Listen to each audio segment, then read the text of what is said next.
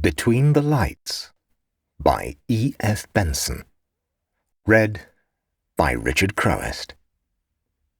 The day had been one unceasing fall of snow from sunrise until the gradual withdrawal of the vague white light outside indicated that the sun had set again.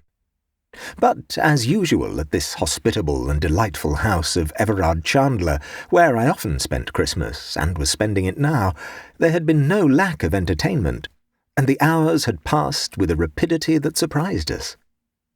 A short billiard tournament had filled up the time between breakfast and lunch, with badminton and the morning papers for those who were temporarily not engaged, while afterwards the interval till tea-time had been occupied by the majority of the party in a huge game of hide-and-seek all over the house, barring the billiard-room, which was sanctuary for any who desired peace.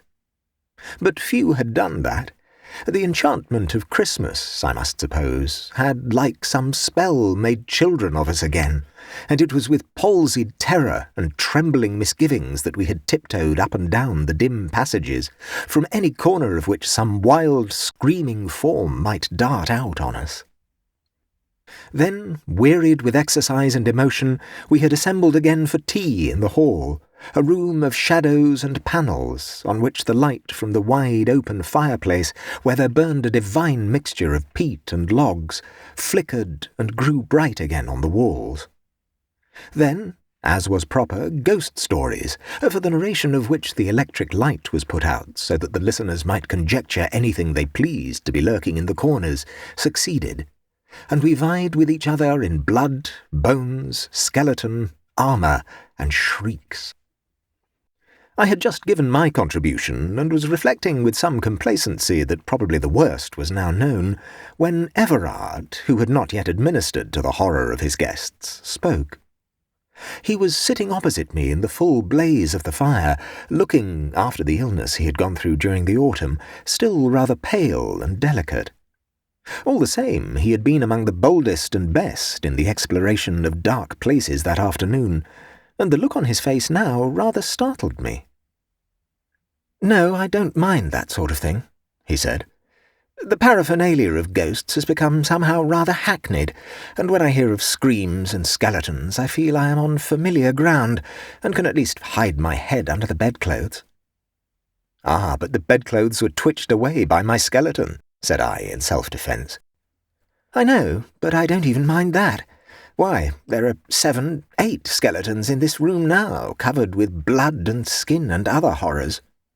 No, the nightmares of one's childhood were the really frightening things, because they were vague. There was the true atmosphere of horror about them, because one didn't know what one feared. Now, if one could recapture that—" Mrs. Chandler got quickly out of her seat.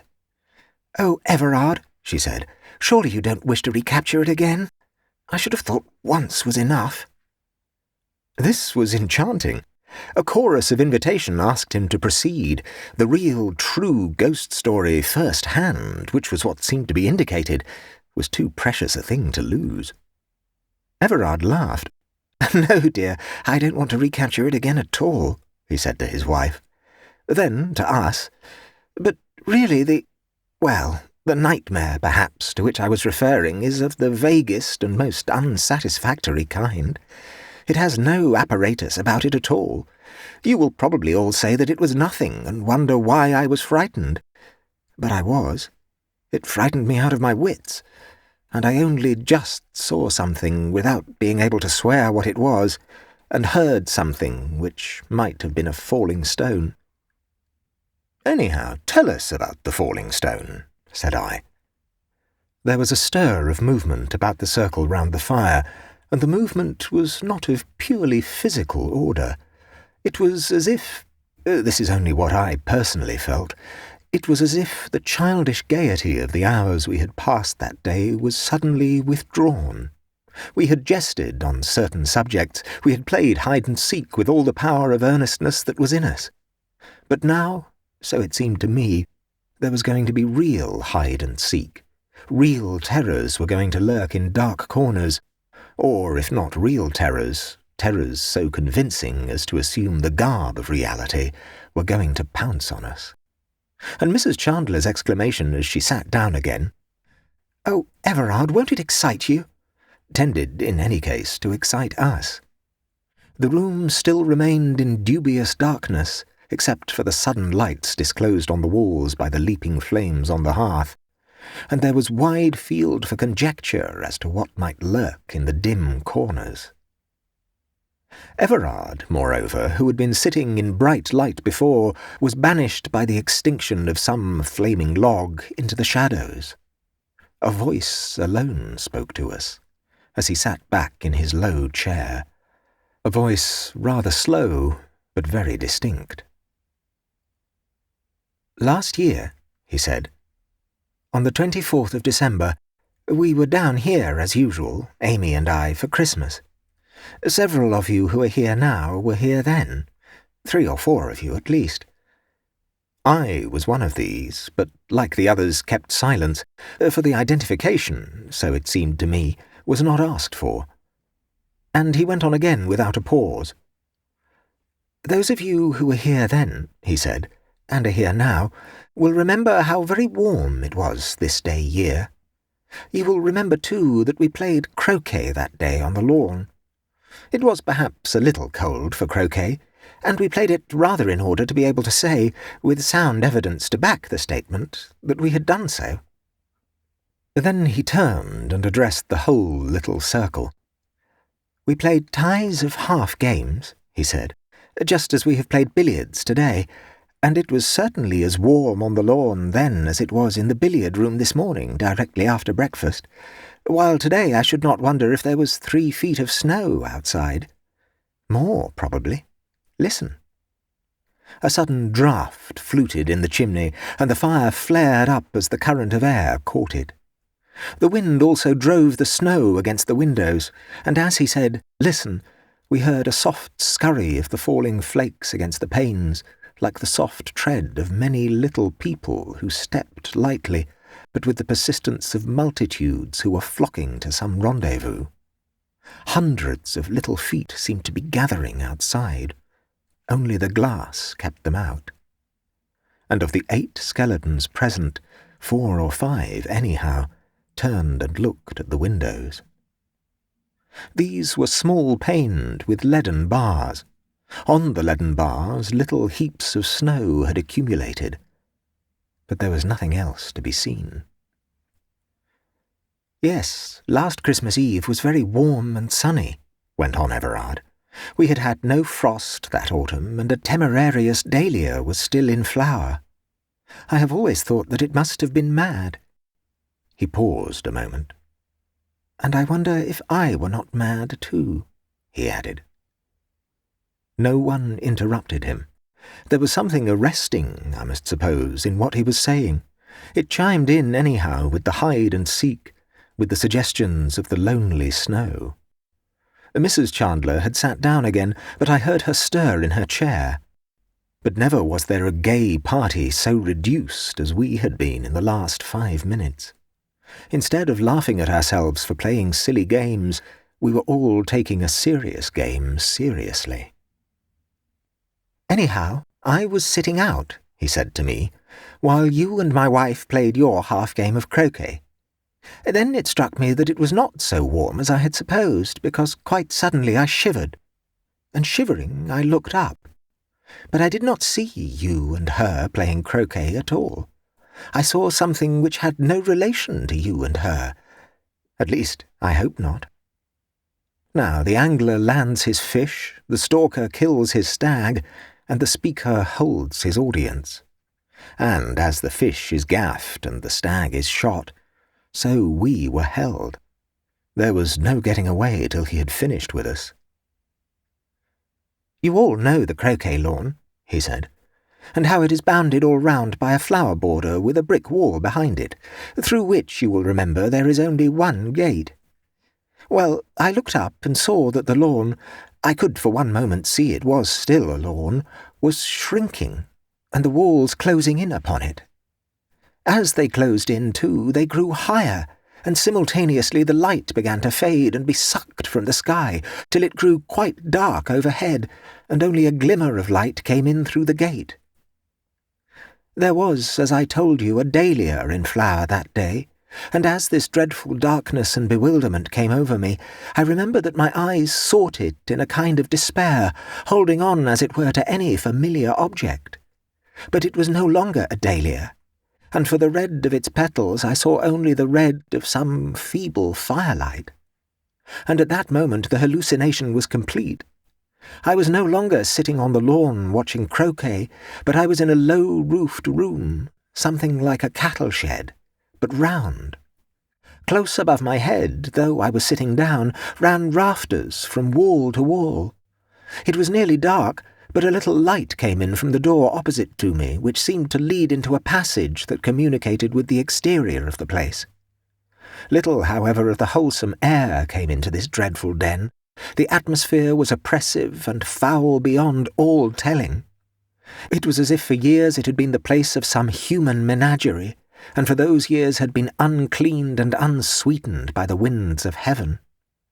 Yet that oppressiveness was nothing to the awful horror of the place from the view of the spirit. Some dreadful atmosphere of crime and abomination dwelt heavy in it. Its denizens, whoever they were scarce human, so it seemed to me, and though men and women were akin more to the beasts of the field. And in addition there was present to me some sense of the weight of years. I had been taken and thrust down into some epoch of dim antiquity. He paused a moment, and the fire on the hearth leaped up for a second, and then died down again. But in that gleam I saw that all faces were turned to Everard, and that all wore some look of dreadful expectancy. Certainly I felt it myself, and waited in a sort of shrinking horror for what was coming. As I told you, he continued, where there had been that unseasonable dahlia there now burned a dim firelight, and my eyes were drawn there. Shapes were gathered round it. What they were I could not at first see. Then perhaps my eyes got more accustomed to the dark, or the fire burned better, for I perceived that they were of human form, but very small. For when one rose with a horrible chattering to his feet, his head was still some inches off the low roof. He was dressed in a sort of shirt that came to his knees, but his arms were bare and covered with hair. Then the gesticulation and chattering increased, and I knew they were talking about me, for they kept pointing in my direction. At that my horror suddenly deepened, for I became aware that I was powerless and could not move hand or foot. A helpless nightmare impotence had possession of me. I could not lift a finger or turn my head, and in the paralysis of that fear I tried to scream, but not a sound could I utter. All this, I suppose, took place with the instantaneousness of a dream, for at once, and without transition, the whole thing had vanished, and I was back on the lawn again, while the stroke for which my wife was aiming was still unplayed. But my face was dripping with perspiration, and I was trembling all over. Now, you may all say that I had fallen asleep and had a sudden nightmare. That may be so, but I was conscious of no sense of sleepiness before, and I was conscious of none afterwards. It was as if someone had held a book before me, whisked the pages open for a second, and closed them again. Somebody, I don't know who, got up from his chair with a sudden movement that made me start and turned on the electric light. I do not mind confessing that I was rather glad of this. Everard laughed. "Really, I feel like Hamlet in the play scene," he said, and as if there was a guilty uncle present. "Shall I go on?" I don't think anyone replied, and he went on. "Well, let us say for the moment that it was not a dream exactly, but a hallucination. Whichever it was, in any case it haunted me. For months, I think, it was never quite out of my mind, but lingered somewhere in the dusk of consciousness, sometimes sleeping quietly, so to speak, but sometimes stirring in its sleep. It was no good my telling myself that I was disquieting myself in vain, for it was as if something had actually entered into my very soul, as if some seed of horror had been planted there. and as the weeks went on the seed began to sprout, so that I could no longer even tell myself that that vision had been a moment's disorderment only. I can't say that it actually affected my health. I did not, as far as I know, sleep or eat insufficiently, but morning after morning I used to wake, not gradually and through pleasant dozings into full consciousness, but with absolute suddenness, and find myself plunged in an abyss of despair. Often, too, eating or drinking, I used to pause and wonder if it was worth while. Eventually I told 2 people about my trouble, hoping that perhaps the mere communication would help matters, hoping also, but very distantly, that though I could not believe at present that digestion or the obscurities of the nervous system were at fault, a doctor, by some simple dose, might convince me of it. In other words, I told my wife, who laughed at me, and my doctor, who laughed also, and assured me that my health was quite unnecessarily robust. At the same time, he suggested that change of air and scene does wonders for the delusions that exist merely in the imagination. He also told me, in answer to a direct question, that he would stake his reputation on the certainty that I was not going mad. Well, we went up to London, as usual, for the season, and though nothing whatever occurred to remind me in any way of that single moment on Christmas Eve, the reminding was seen to all right. The moment itself took care of that, for instead of fading, as is the way of sleeping or waking dreams, it grew every day more vivid, and ate, so to speak, like some corrosive acid into my mind, etching itself there. And to London succeeded Scotland. I took last year for the first time a small forest up in Sutherland called Glencallan, very remote and wild, but affording excellent stalking.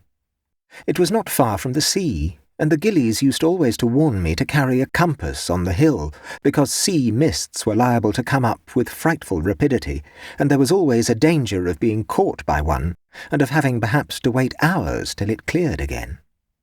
This, at first, I always used to do, but, as everyone knows, any precaution that one takes which continues to be unjustified gradually gets relaxed, and at the end of a few weeks, since the weather had been uniformly clear, it was natural that, as often as not, my compass remained at home. One day the stork took me onto a part of my ground that I had seldom been on before, a very high tableland on the limit of my forest, which went down very steeply on one side to a loch that lay below it, and on the other by gentler gradations to the river that came from the loch, 6 miles below which stood the lodge. The wind had necessitated our climbing up, or so my stalker had insisted, not by the easier way, but up the crags from the loch. I had argued the point with him, for it seemed to me that it was impossible that the deer could get our scent if we went by the more natural path, but he still held to his opinion, and therefore, since after all this was his part of the job, I yielded. A dreadful climb we had of it, over big boulders with deep holes in between, masked by clumps of heather, so that a wary eye and a prodding stick were necessary for each step if one wished to avoid broken bones.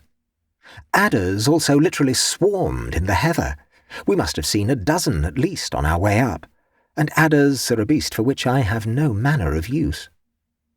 But a couple of hours saw us to the top, only to find that the stalker had been utterly at fault, and that the deer must quite infallibly have got wind of us if they had remained in the place where we last saw them.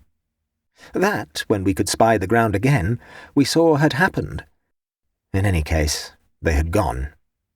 The man insisted the wind had changed, a palpably stupid excuse, and I wondered at that moment what other reason he had, for reason I felt sure there must be, for not wishing to take what would clearly now have been a better route.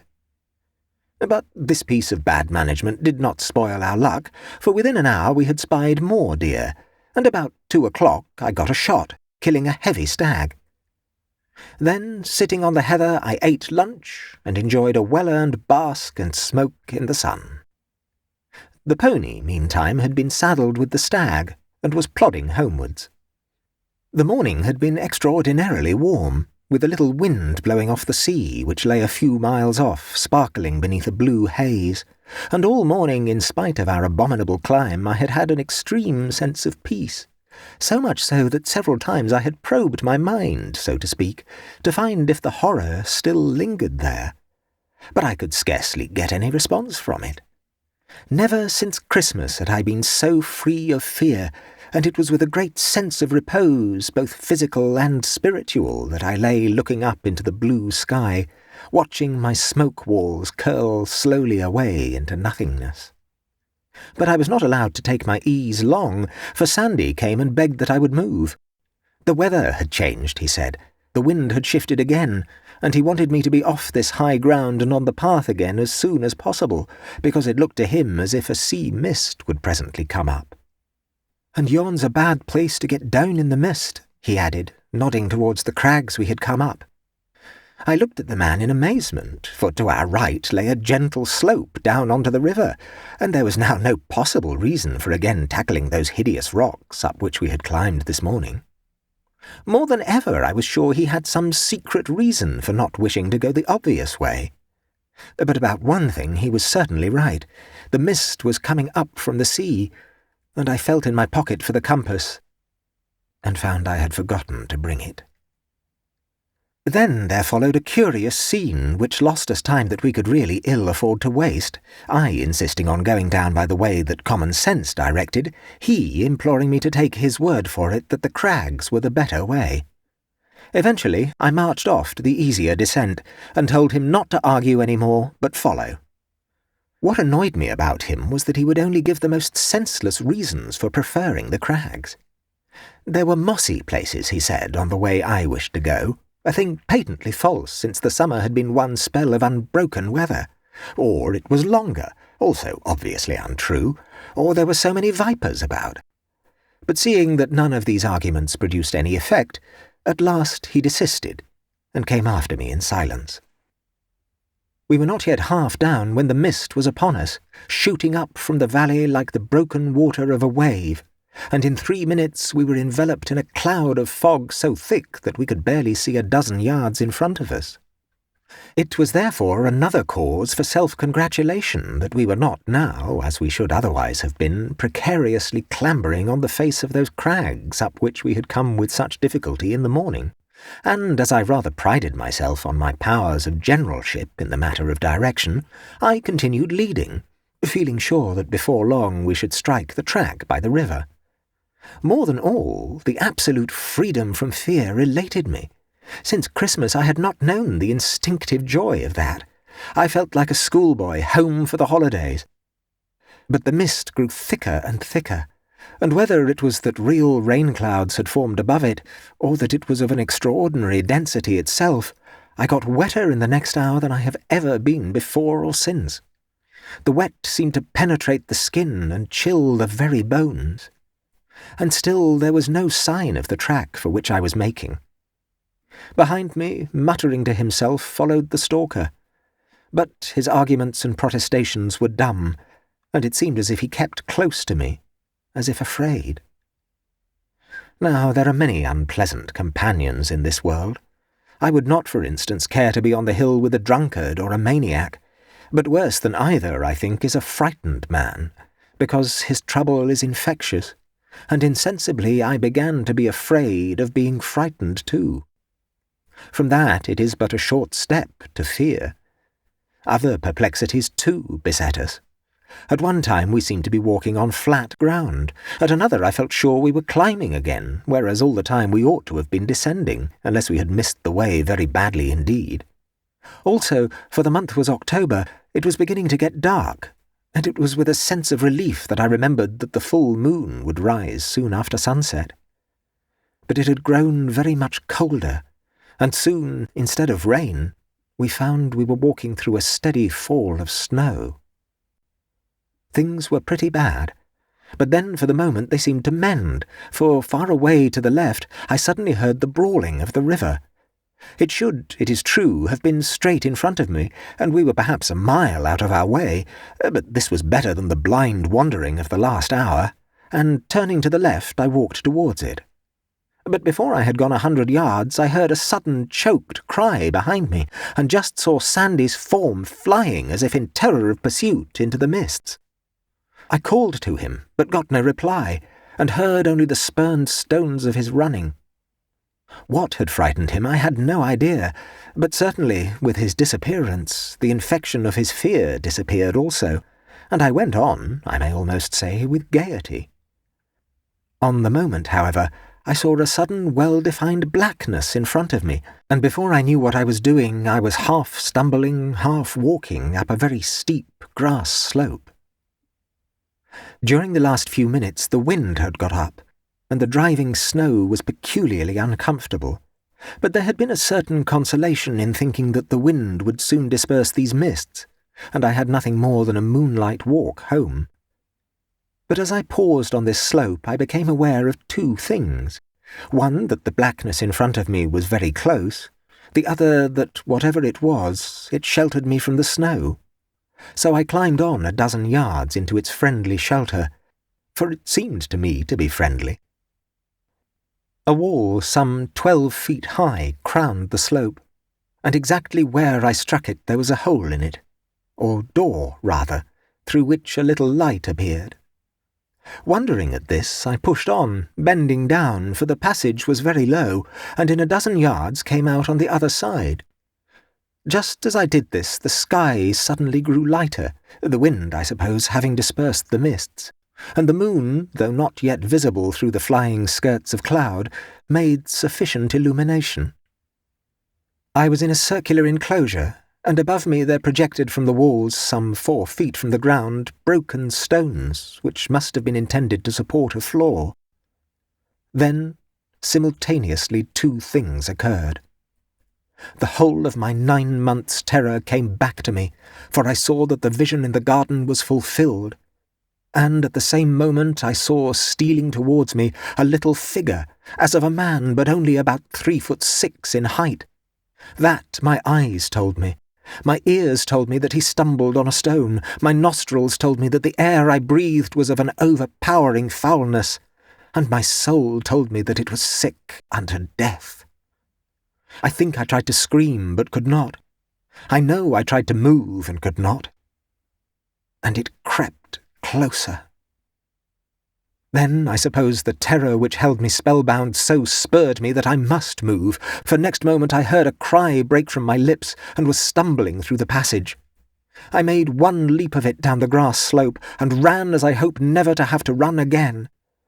What direction I took I did not pause to consider, so long as I put distance between me and that place.